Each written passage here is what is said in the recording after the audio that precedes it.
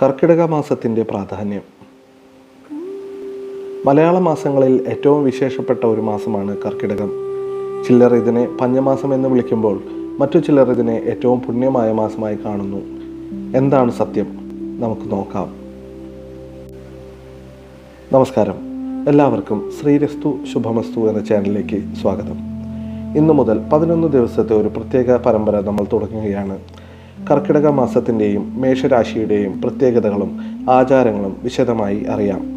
ആദ്യ എപ്പിസോഡിൽ എന്തുകൊണ്ടാണ് കർക്കിടകം ഇത്ര പ്രധാനപ്പെട്ടതാകുന്നത് എന്ന് നോക്കാം. മലയാളം കലണ്ടർ അനുസരിച്ച് വർഷത്തെ അവസാനത്തെ മാസമാണ് കർക്കിടകം. ഇത് സാധാരണയായി ജൂലൈ പകുതി മുതൽ ഓഗസ്റ്റ് പകുതി വരെയാണ്. കാർഷിക കേരളത്തിൽ ഇത് മഴക്കാലവും വിളവ് കുറഞ്ഞ സമയമായിരുന്നു. അതുകൊണ്ടാണ് പഞ്ഞമാസം എന്ന് വിളിക്കുന്നത്.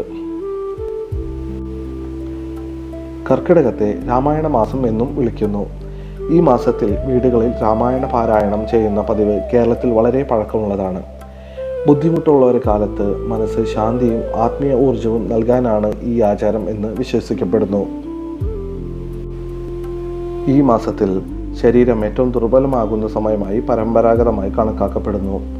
അതുകൊണ്ടാണ് കർക്കിടക ചികിത്സ, കർക്കിടക കഞ്ഞി എന്നിവ ഈ മാസത്തിൽ പ്രധാനമാകുന്നത്. ഇതിനെക്കുറിച്ച് നമ്മൾ 3-ാം ദിവസം എപ്പിസോഡിൽ വിശദമായി പറയുന്നതാണ്. അടുത്ത 11 ദിവസങ്ങളിൽ നമ്മൾ രാമായണ പാരായണം, ഇല്ലന്നറ, വാവുബലി, സന്ധ്യാവിളക്ക്, മേഷരാശിയുടെ പ്രത്യേകതകൾ, വിഷു ആചാരങ്ങൾ എന്നിവയെല്ലാം ഓരോന്നായി വിശദമായി പറയും.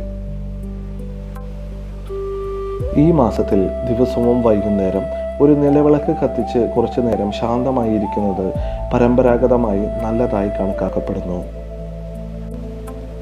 നാളെ വൈകുന്നേരം 6:30 നമ്മൾ രാമായണ പാരായണം എങ്ങനെ ശരിയായി തുടങ്ങാമെന്ന് പറയും. ഈ പരമ്പര മുഴുവൻ കാണാൻ ചാനൽ സബ്സ്ക്രൈബ് ചെയ്യൂ, ബെൽ ഐക്കൺ അമർത്തൂ. നമസ്കാരം.